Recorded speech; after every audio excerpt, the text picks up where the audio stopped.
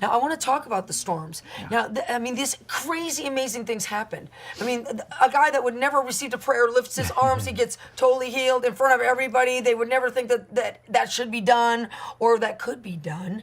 But you had major storms, and you learned an important lesson about how to differentiate a storm that you need to have people need to rest in God in it, and a storm that's from the serpent. You had storms going in and out of that whole wonderful breakthrough that you had in November in Pakistan and Afghanistan. Yeah, and people need to be aware that sometimes there's a battle you fight before the battle you win. Yes. But other times there's the battle you fight after the battle you won. And you have to be aware of both of those two examples. So you had fights going in. You had fights going in, and there were storms that tried to stop me because on the other side is breakthrough. Right. So sometimes there's storms that the enemy is sending to stop you from your destiny. Yeah. And you have to be aware, is this a serpent or is this a storm? Yeah. Because we're supposed to be like eagles and eagle Christians. And eagles embraces the storm but resist and fight the serpent. But some of us, we're fighting against certain storms that we're supposed to learn how to rest in. We're supposed to be like Jesus in the boat with our head on the pillow. Yeah, so then I asked Jesus, because I came home and I got food poisoning while I was over there. Wow. I got bronchitis, I got fever. The other guy was out several days, and it was just hit after hit after hit, before, during, and then afterwards. And I'm supposed to finally enter into rest, and then suddenly we're getting had this up great victory, Elijah on the mountain. That's right. And then we're ending up with COVID and discouragement and attack and friends dying. And it was just like a long list of hit. And finally, on January 1st, just recently, I stood before the Lord and I said, God, what is going on? And he said, we are in an inlet of transition from 2021 to 2022. Come on. And you are right in the middle, and there's two storms, that is. Yeah. But one of those storms, you need to understand that I said, let us go to the other side. So my question to every one of us when we're facing the storm is, what word did Jesus give us before the storm? He said they were going to the other side. He said, yes, why are we afraid we're drowning when we're going to get to the other side? Yes. It doesn't matter what the circumstances, if I get COVID, and I'm experiencing all of those different things against me, I'm in the middle and I'm drowning. Jesus! So I was just like the disciples in the middle after, because my emotional tank is down. And what the enemy is trying to do is to wear us out. Yes, that's the wearing down weapon the of the enemy. saints. That's what he's trying to wear down the saints. And if we do not learn that the one storm is teaching us how to rest, the hard work of rest, and using rest as a weapon of warfare. One of the worst things you can do in the middle of that storm, because what the enemy wants us to do is to end up in panic and fear. Yeah. And then it becomes us against the enemy, instead of watching what Jesus is doing. And when I'm watching Jesus, first of all, he took a pillow into the boat. Why would he bring a pillow? You can read it there in Mark 4. Yeah, right. He brings a pillow. He knows there's going to come a storm. So he knows he needs to. But he chooses that when I'm going to sleep, I'm going to sleep well, and I'm bringing a pillow to sleep in the middle of And this I want storm. you guys to think how hard that is. It says that the waves kept on beating and beating and beating into the boat till it was almost filled and going to sink. So Jesus is sleeping in that? That is masterful. And the major reason is because where his Father is, there is rest. And all he did is what he saw the Father do. Ooh. And all he said is what the Father said. So in the sense that he could be at rest, because where his Father is, there is rest. So when you're seated with Christ in the heavenly, and that's your operating system. So the next thing that is happening, they are panicking with what's happening. And whatever overwhelms you shapes you. Yeah. Jesus was overwhelmed by the Father and the peace the Father had. And he was sleeping. So he was sleeping.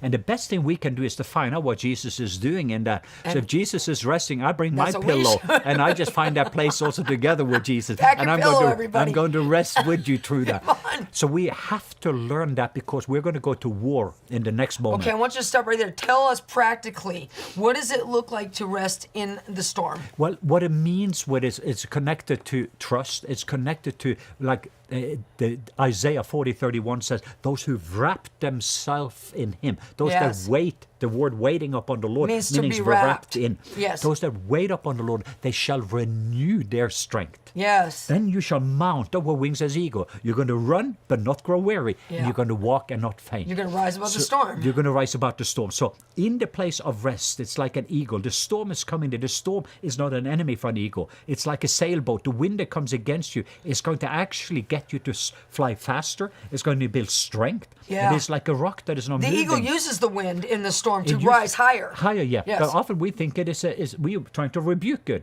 instead of embracing it, Okay. because we think it is a serpent, while it is not the serpent. Sometimes it is, sometimes It it is. isn't. That's what I'm saying. This is the Yes. discernment of the different. So that one storm is to learn how to rest. The other one is to go to war. So those are the two Okay. storms that we have. I mentioned there's two storms. Okay. One of them is the one there with Jesus. He was resting. Yeah. And then he could speak to the storm that was around him because there's no storm on the inside.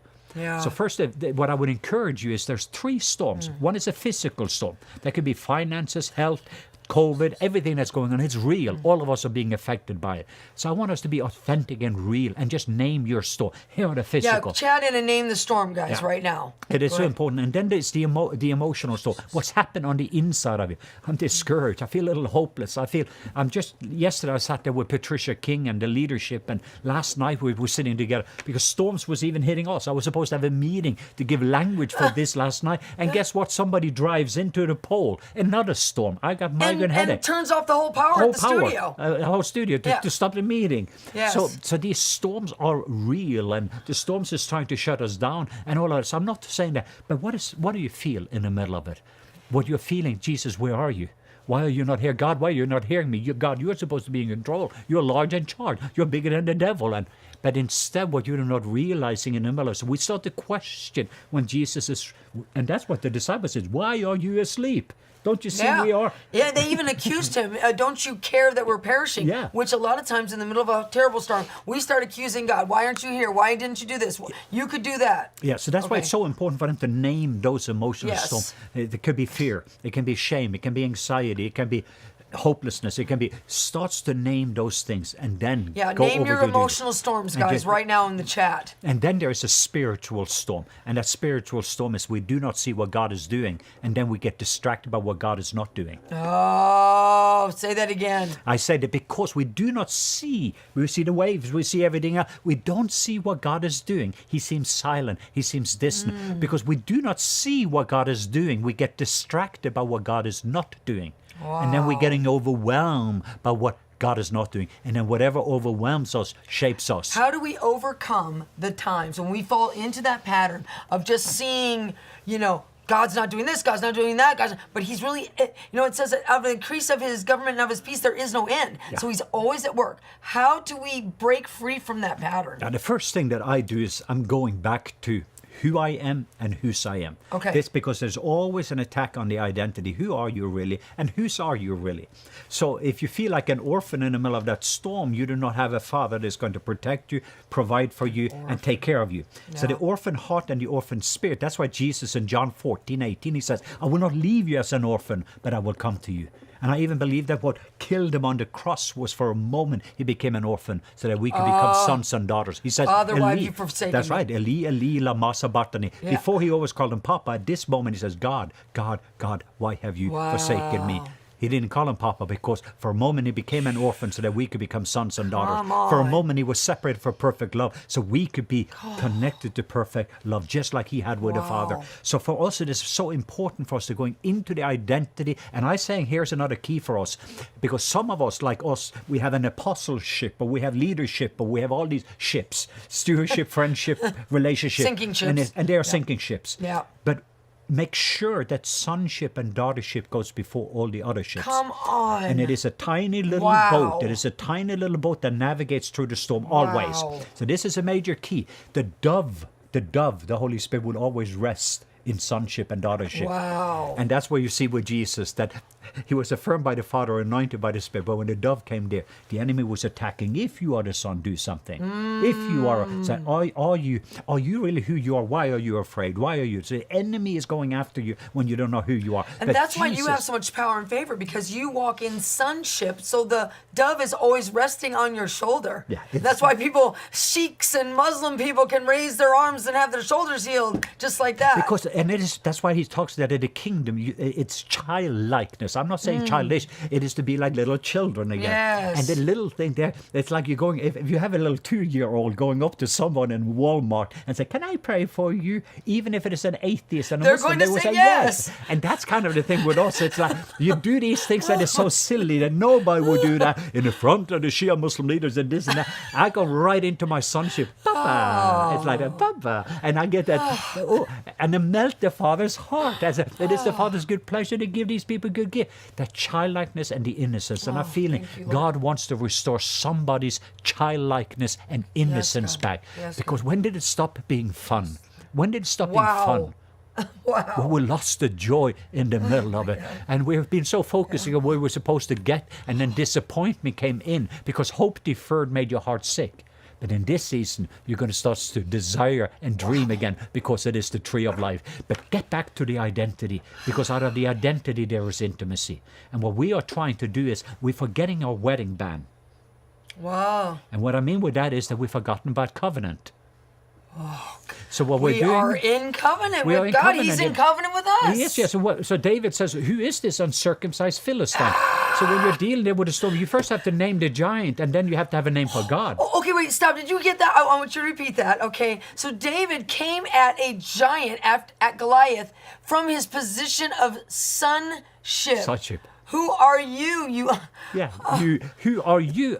I have a wedding band on. I'm in covenant with a covenant-keeping God. Yeah, And when you're I come not. In, no, so who are you? And since there was war, David named a giant, Goliath.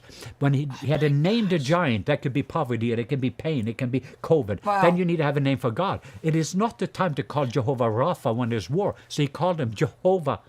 What did he call him? Jehovah Sabaoth, meaning Lord of hosts. the Lord of hosts. And then he called him God, my warrior. And then at that moment, the war in the spirit is over. So when you name your giant, you need to have a name for God. So it's like if Bill Gates is your father, then you know there is no financial issue. And this is with sons and daughters knowing the aspects of the names of God and the face of God coming in. And then, Papa, I have access. It's called inheritance for sons and daughters. Inheritance. What's true of Jesus is true of us. And then coming in before the Father and knowing that when I named that giant, that's what Jesus knew, that storm that was there, he could speak to that storm. He had authority over the storm he could sleep in, that he could rest in. Wow. And that's what's happened with us, mainly because of his relationship to the Father. I do what my Father do, that is resting. And second of all, I say what my Father says, storm right now. And he could speak to the storm, and the storm had to listen to him. So if we can learn to get back to the identity, that's always my resting place of who I am, but also whose I am. And then not just having the robe, but also make sure you put on the ring. Because so many of us, we're coming on another date with Jesus, forgotten we're married to him. Well, when the prodigal son came back, the first thing the father did was he put the ring on his finger, shoes on his feet, the robe on him. I mean, he anointed him and dressed him for being a son. Yeah, and the robe gets you to heaven, but the ring brings heaven to you. Come on.